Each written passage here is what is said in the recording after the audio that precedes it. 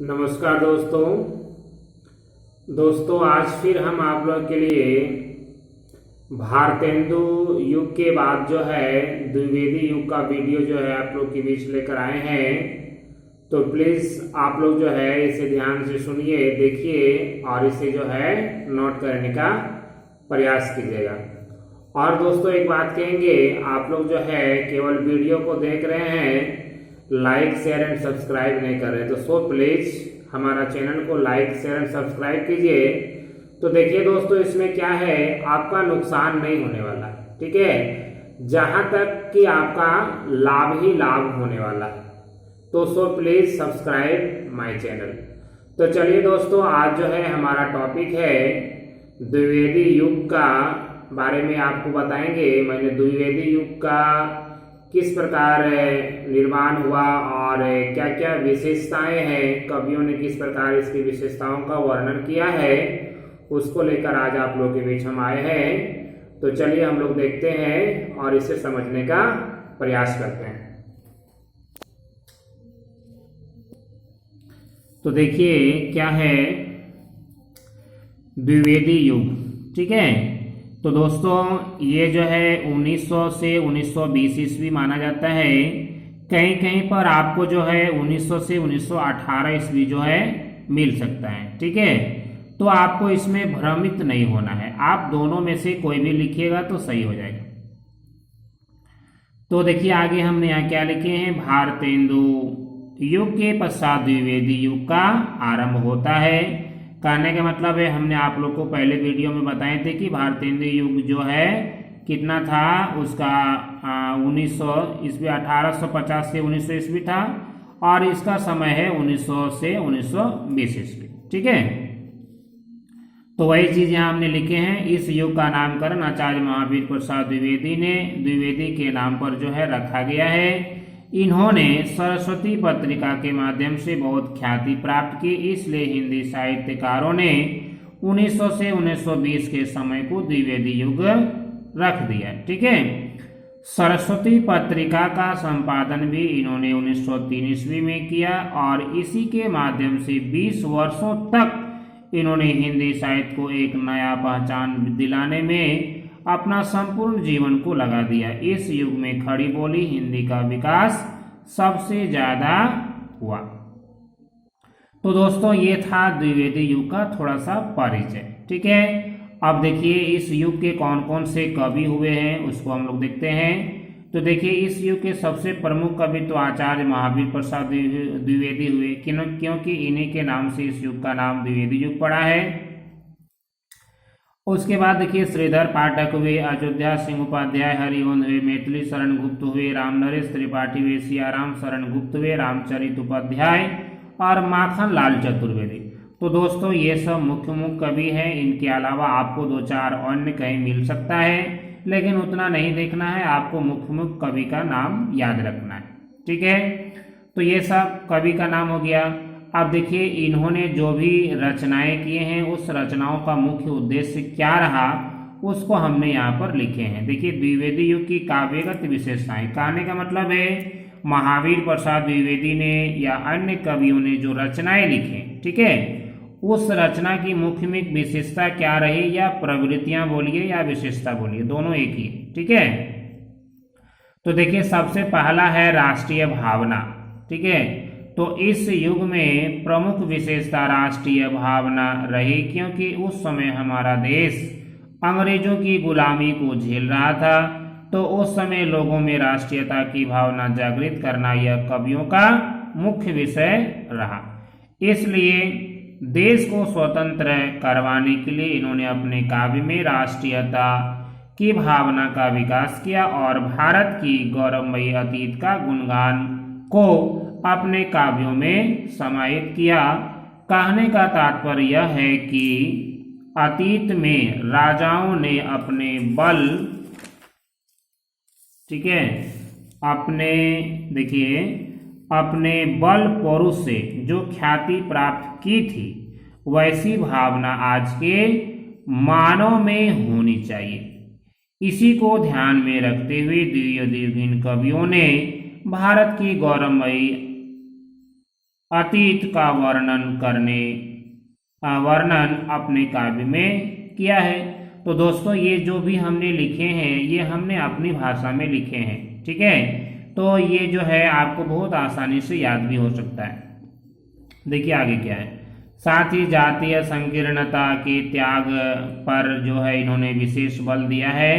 कहने का मतलब है दोस्त, पहले क्या था, जातीय संकीर्णता थी, यानी एक जात दूसरे जात को जो है, छोटा जात जो है अपने आप को संकीर्ण महसूस करते थे, यानी अपने आप को हीन भावना से वो जो है अपने आप में हीन भावना उसके अंदर रहती थी, जिसका विरोध इन्होंने किया है। फिर देखिए क्या है, इनका मानना था कि यदि हम जातीय भेद रखेंगे तो हम एक नहीं हो पाएंगे और देश को आज़ाद भी नहीं करा पाएंगे। इसलिए इन्होंने जाति भेद का खंडन करते हुए सभी मानव को एक होने की प्रेरणा दी। दोस्तों ये जो बता रहे हैं याद रखिएगा, ये सारा द्विवेदी युग के कवियों की मुख्य विशेषता रही है, ठीक है, ध्यान रखिए। देखिए दूसरी विशेषता इनकी क्या रही, सामाजिक जागृति।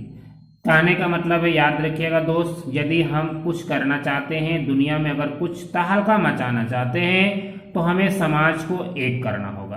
तो ये कवियों की मुख्य विशेषता रही कि समाज को जो है एक बनाना। तो देखिए इसमें हम क्या लिखे हैं, यदि देश को आज़ादी चाहिए तो समाज को जागृत होना पड़ेगा, है कि नहीं, जागना होगा, यानी समाज के लोग को एक होना पड़ेगा, तभी हमारा देश आज़ाद हो सकता है। इसके लिए द्विवेदी युगीन कवियों ने अपने काव्य में सामाजिक कुरीतियों को नष्ट करने के लिए, ठीक है, प्रेरणादायक शब्द की भरमार की। जन्म और वंश के बजाय कर्म को जो है उन्होंने महत्व दिया, ठीक है। और भारतीय किसान पिछड़े वर्ग के प्रति सहानुभूति की अभिव्यक्ति का विकास इन्होंने अपने काव्य में किया है।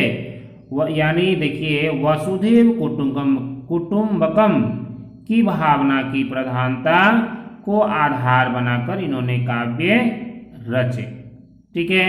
अब देखिए ये तीसरा पॉइंट क्या है, यहाँ पर हमने लिखे हैं धार्मिक चेतना, ठीक है।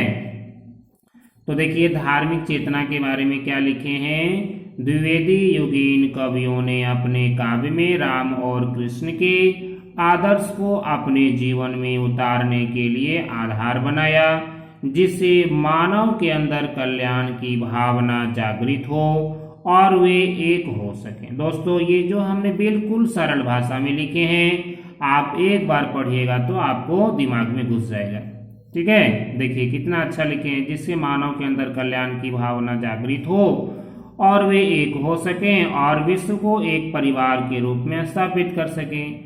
यही भाव रखते हुए द्विवेदी युगीन कवियों ने अपने काव्य में राम और कृष्ण के आदर्श को सबसे श्रेष्ठ स्थान दिया। साथ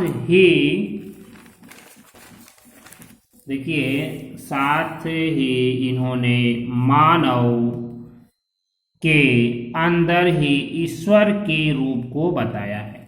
कहने का मतलब है दोस्तों, यानी हमको जो है हर मानव में जो है ईश्वर का आभास करना चाहिए, ठीक है। तो ये कवियों का मूल उद्देश्य रहा है, यानी ईश्वर हमारे अंदर है, ठीक है। यह भावना हर मानव के अंदर होनी चाहिए। कहने का मतलब है दोस्त, हम लोग जो है काबा काशी कहीं भी घूम ले, ईश्वर कहीं मिलने वाला नहीं है, वो जो है हमारे अंदर ही, ये हमें मानना होगा और ये मानकर जो है हमें स्वयं का जो है पहचान करना पड़ेगा।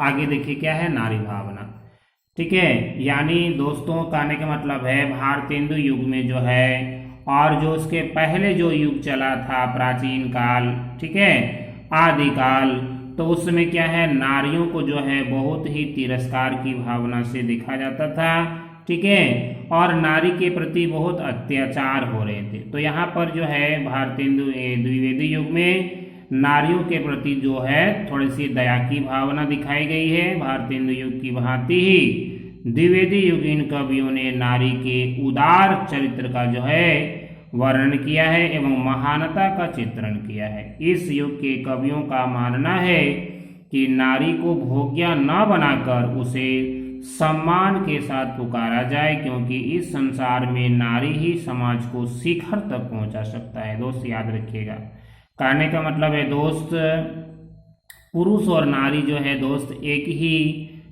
ही मतलब कहा जाए तो वाहन के दो पहिए हैं, और एक के बिना जो है वो नहीं चल सकता है। इसलिए नारी का सम्मान होना बहुत जरूरी है।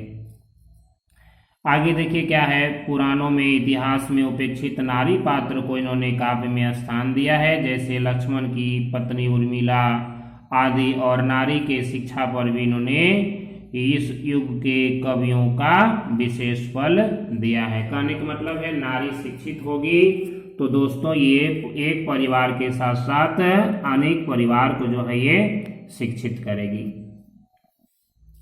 तो देखिए उसके बाद क्या है, स्वच्छंदतावाद।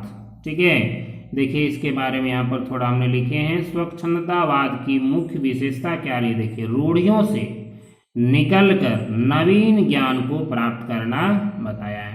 कहने का मतलब है दोस्त, अंधविश्वास जो है पहले जमाने में बहुत ज्यादा था, जिसको द्विवेदी युगीन कवियों ने फोकस किया, और इससे संबंधित जो है कविताओं में नवीन ज्ञान को जो है प्राप्त करने के लिए कविताओं ने अपना उद्देश्य बनाया कि कैसे लोगों के अंदर नवीन ज्ञान प्राप्त किया जाए, और अपने काव्य के माध्यम से इन्होंने जो है अंधविश्वास को हटाया है।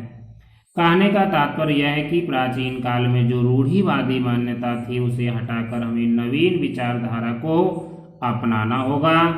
देखिए ठीक है, उसके बाद देखिए श्रीधर पाठक, ये जो है मुख्य रहे भूमिका इनकी रही है। स्वच्छंदतावाद में श्रीधर पाठक जो है प्रथम भूमिका इनकी रही है। स्वच्छंदतावाद के कवियों का शुरुआत सबसे पहले किए आचार्य रामचंद्र शुक्ल ने, इसे स्वच्छंदतावाद का प्रथम कवि भी माना है।